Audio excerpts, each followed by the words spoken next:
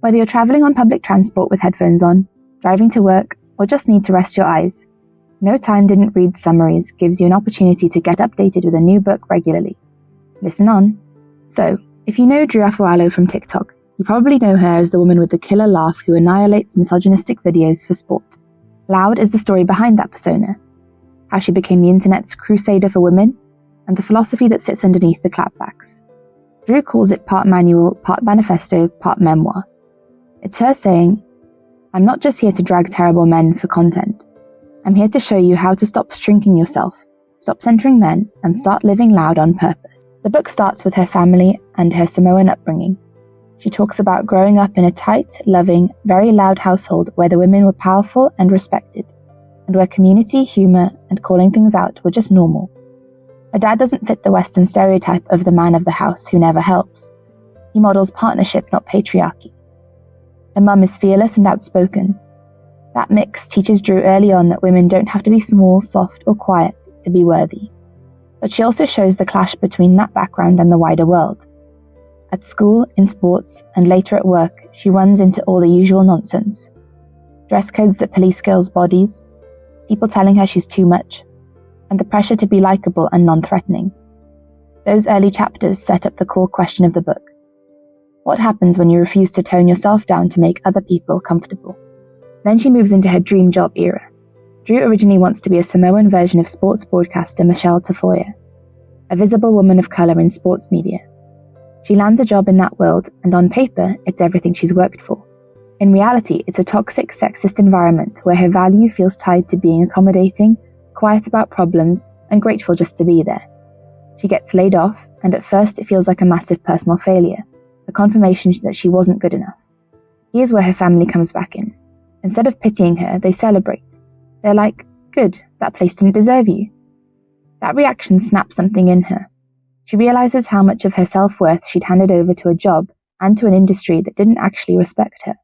That layoff, plus the pandemic, ends up being the pivot point that pushes her toward content creation, TikTok, and eventually the Drew Afualo everyone knows.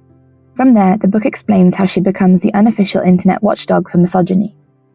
She starts seeing video after video of men posting sexist, racist, fatphobic content with zero pushback and decides, okay, I'm going to be the consequence.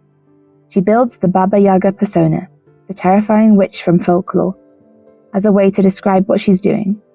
She's a nightmare for terrible men, but deeply protective of the women, femmes, queer, and trans people she's defending. Her laugh becomes a signal. When you hear it, you know someone has said something misogynistic and is about to get cooked. But she's clear this isn't just about being mean for fun. Her bigger idea is decentering men, refusing to make men's opinions and validation the core of how you see yourself. She talks about how, earlier in life, she had a full pick-me-girl phase, downplaying her intelligence, laughing at sexist jokes, throwing other girls under the bus just to be accepted by mediocre men. The book is, in a lot of ways, her public apology and roadmap for getting out of that trap. Decentering men, in her words, doesn't mean hating men or swearing off relationships forever. It means your life, your goals, and your self-worth don't live or die on what some guy thinks.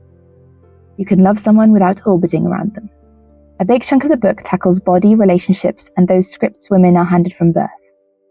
On body image, she leans toward body neutrality, rather than constant love your body pressure. The idea is, your body doesn't need to be a project or a brand. It's just your body. It carries you. It deserves respect. You don't have to think it's perfect every day to treat it kindly. Then there's her "I'd rather die alone" philosophy. That line sounds harsh, but she means she would rather be single forever than settle for a relationship where she has to shrink, accept disrespect, or carry all the emotional labor just to avoid being alone. She unpacks the difference between loneliness and being alone. Loneliness can show up even in a relationship that's wrong for you. Being alone can be peaceful and powerful if you like yourself. She also goes after specific myths. Leftover women, the idea that single women past a certain age are undesirable or expired. You can fix him, the fantasy that if you just love a man hard enough, he'll stop being disrespectful or bigoted. Girls are drama, a trope that keeps women suspicious of each other instead of building solidarity. Her counter message is blunt. You're not a rehab center for men, you don't expire, and women are not your competition. Patriarchy is. She also talks openly about not wanting children and the pressure, especially in many cultures, that says womanhood equals motherhood. She argues for real reproductive autonomy, including the right to not have kids and the importance of chosen family and auntie roles as equally valid ways to live a full life. One of the spiciest parts of the books is her defense of anger and, in some situations, of being mean. She says, if people are racist, sexist, homophobic, or just cruel, your anger is not the problem, their behavior is. Letting yourself be sharp, calling things out, setting hard boundaries, that can be a healthy way to expel the venom so you can show up better for the people you love. She's careful to say you don't have to be loud like her. Being loud can mean a lot of things. Saying no without over-explaining. Backing another woman up when someone attacks her. Leaving a job or relationship that chips away at you. Refusing to laugh at jokes that punch down. Throughout, she comes back to solidarity. Women and femmes standing up for each other instead of trying to out-cool or out-please each other for male approval. Her Samoan plus-size outspoken identity sits at the intersection of a lot of bias, and she uses that experience to argue for an intersectional feminism that makes space for different bodies, cultures, and sexualities. By the end of Loud, Drew's message is pretty simple, even if living it is hard. Stop making yourself small to fit someone else's comfort zone. Stop centering men in every decision about your worth, your body, and your future. Start centering your own values, your community, and the women and femmes around you, and be as loud as you need to be to protect that. She wants you to see that there's nothing wrong with being too much, if too much just means you're finally living the life you actually deserve.